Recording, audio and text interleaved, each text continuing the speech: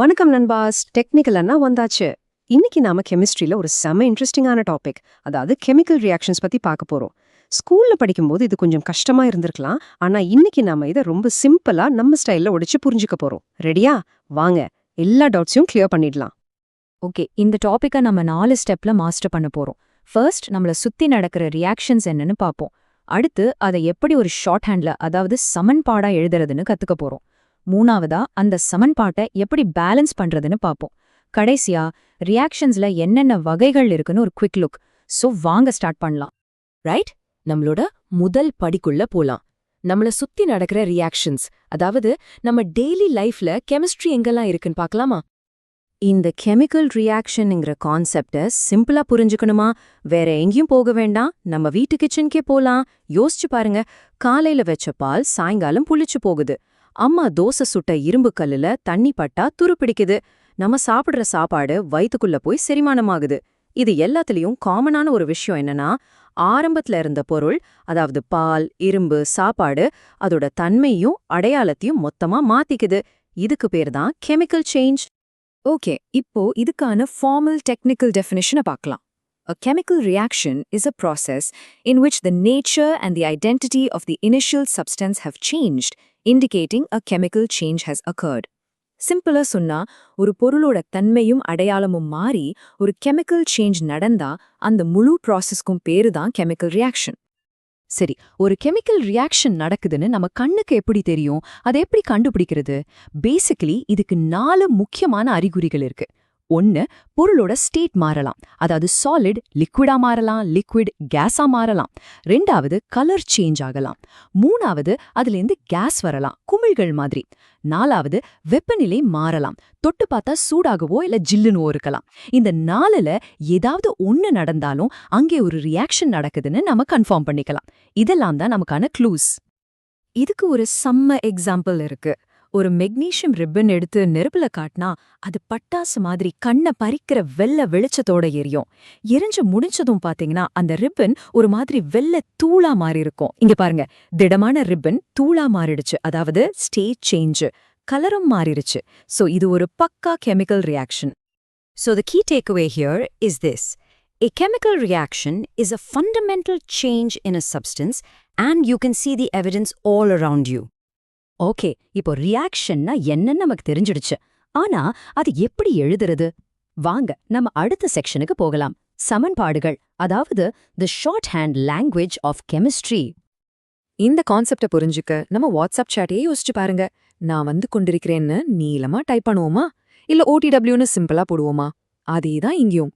ஒரு magnesium ribbon ஆக்சிஜன்ல எரிக்கும்போது அது magnesium ஆக்சைடா மாறுதுன்னு ஒவ்வொரு தடவையும் இவ்ளோ நீளமா எழுதிட்டு இருந்தா எப்படி? அது ரொம்பவே கஷ்டம். அதனாலதான் கெமிஸ்ட்ரிக்குன்னு ஒரு ஷார்ட் ஹேண்ட் மொழி இருக்கு. அதுக்கு தான் நாம முதல்ல வேர்ட் ஈக்குவேஷன் யூஸ் பண்றோம். இங்க பாருங்க, மெக்னீஷியம் பிளஸ் ஆக்சிஜன். இதெல்லாம் வினைக்குள்ள போற பொருட்கள், அதாவது நம்மளோட இன்கிரீடியன்ட்ஸ். இத நாம ரியாக்டன்ஸ்னு சொல்றோம். இது அம்புக்குறிக்கு இடது பக்கம், அதாவது LHSல இருக்கும். வினை முடிஞ்சு நமக்கு கிடைக்கிற ரிசல்ட், அதாவது மெக்னீஷியம் ஆக்சைடு, இத நாம ப்ராடக்ட்னு சொல்றோம். இது அம்புக்குறிக்கு வலது பக்கம் RHSல இருக்கும். ஓகே, இப்போ இதுக்கான technical definition. A skeletal chemical equation is a representation of a chemical reaction using chemical formulae instead of words. It may not be balanced. அதாவது வார்த்தைகளுக்கு பதிலா கெமிக்கல் ஃபார்முலாவை யூஸ் பண்ணி ஒரு ரியாக்ஷனை எழுதுறது. முக்கியமான விஷயம், இது பேலன்ஸ்டா இருக்கணும்னு அவசியம் இல்ல. பேசிக்கலி இது எப்படி ஒர்க் ஆகுதுன்னா, நாம வார்த்தைகளை விட இன்னும் ஒரு படி ஷார்ட்டா போறோம். மெக்னீஷியம்னு எழுதுறதுக்கு பதிலா அதோட சிம்பிள் Mg, ஆக்சிஜனுக்கு O2. இது ரெண்டும் சேர்ந்து நமக்கு கிடைக்கிறது மெக்னீஷியம் ஆக்சைடு, அதாவது MgO. பாருங்க, இப்போ எவ்ளோ சிம்பிளா வேகமா இருக்கு. இதுதான் கெமிஸ்ட்ரியோட யூனிவர்சல் மொழி. உலகத்துல எந்த நாட்டு கெமிஸ்ட்ரும் இத பார்த்தா புரிஞ்சுக்குவாங்க. So, the main takeaway, chemical equations are the universal shorthand used to describe what happens in a chemical reaction. Right. இப்போதான் நாம இந்த டாபிக்கோட மிக மிக முக்கியமான பகுதிக்கு வர்றோம். பேலன்சிங். நாம எழுதுற கெமிக்கல் ஈக்குவேஷன்ஸ் கெமிஸ்ட்ரியோட ஒரு முக்கியமான ரூலை ஃபாலோ பண்ணுதான்னு செக் பண்ணணும். இந்த கான்செப்ட புரிஞ்சிக்க ஒரு பிரியாணி சமைக்கிறத கற்பனை பண்ணி பாருங்க. நீங்க 1 கிலோ அரிசி, 1 கிலோ கறி, 1/2 கிலோ மசாலான்னு போடுறீங்க. சமைச்சு முடிச்சதும் அந்த பிரியாணியோட மொத்த எடை 2.5 கிலோவா தான் இருக்கணும் இல்லையா? பாதியா குறைஞ்சு போகாது, டபுளாகவும் ஆகாது. உள்ள போட்ட பொருட்கள் காணாமலும் போகாது, புதுசா எதுவும் உருவாகவும் செய்யாது. இதுதான் கெமிஸ்ட்ரியில ரொம்ப அடிப்படையான ஒரு விதி, law of conservation of mass.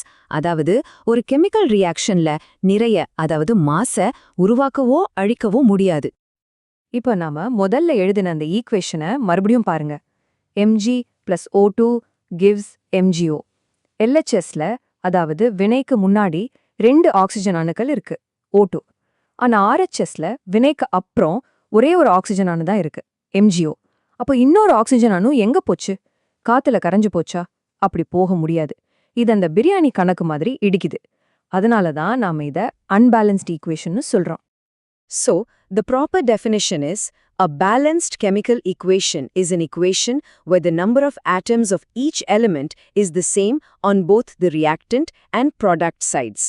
சிம்பிளா சொன்னா, அம்புக்குறிக்கு 2 பக்கமும் இருக்கிற ஒவ்வொரு அணுவோட எண்ணிக்கையும் சரியா டேலி ஆகணும். சரி, ஒரு ஈக்குவேஷனை எப்படி தான் பேலன்ஸ் பண்றது? வாங்க ஸ்டெப் பை ஸ்டெப்பா பார்க்கலாம். இதுக்கு பேரு ஹிட் அண்ட் ட்ரையல் மெத்தட். நாம எடுத்துக்க போற equation Fe + H2O Fe3O4 + H2. முதல்ல ஸ்டெப் 1, ஒவ்வொரு ஃபார்முலாவையும் சுத்தி ஒரு பாக்ஸ் போட்டுக்கோங்க. ஏன்னா உள்ள இருக்கிற நம்பரை நம்ம மாத்தக்கூடாது. ஸ்டெப் 2, 2 பக்கமும் ஒவ்வொரு அணுவும் எத்தனை இருக்குன்னு ஒரு லிஸ்ட் போடுங்க. ஸ்டெப் 3, இதுல எது ரொம்ப காம்ப்ளெக்ஸா இருக்கு? Fe3O4.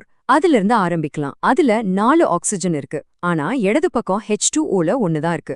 சோ H2Oக்கு முன்னாடி ஒரு 4 போடுவோம். இப்போ ஸ்டெப் 4, ஆக்சிஜனை பேலன்ஸ் பண்ணதுனால ஹைட்ரஜன் இடது பக்கம் 4 2 8 ஆயிடுச்சு. அதனால வலது பக்கம் இருக்கிற H2க்கு முன்னாடியும் ஒரு 4 போடணும். இப்போ ஹைட்ரஜனும் பேலன்ஸ்ட். கடைசியா ஸ்டெப் 5, இரும்பு. வலது பக்கம் 3 இருக்கு, Fe3. அதனால இடது பக்கம் இருக்கிற Feக்கு முன்னாடி ஒரு 3 போடுங்க. அவ்வளவுதான். செக் பண்ணி பாருங்க, எல்லாம் கரெக்டா பேலன்ஸ் ஆயிடுச்சு. அப்போ நம்மளோட ஃபைனல் பேலன்ஸ்ட் ஈக்குவேஷன் இதுதான். இதுல பிராக்கெட்ல எஸ் ஜீன்லாம் இருக்குல்ல, அது ஒன்றும் இல்ல, அந்த பொருளோட பிசிக்கல் ஸ்டேட்டை குறிக்குது. எஸ்னா சாலிட், அதாவது திடம். ஜீனா கேஸ், அதாவது வாயு. இப்ப பாருங்க, 2 பக்கமும் அணுக்களோட எண்ணிக்கை பக்கவா டலி ஆயிடுச்சு. So the crucial point to remember is balancing an equation ensures that no atoms are created or destroyed, upholding the law of conservation of mass. Super. இப்போ நம்ம கடைசி செக்ஷனுக்கு வந்துட்டோம்.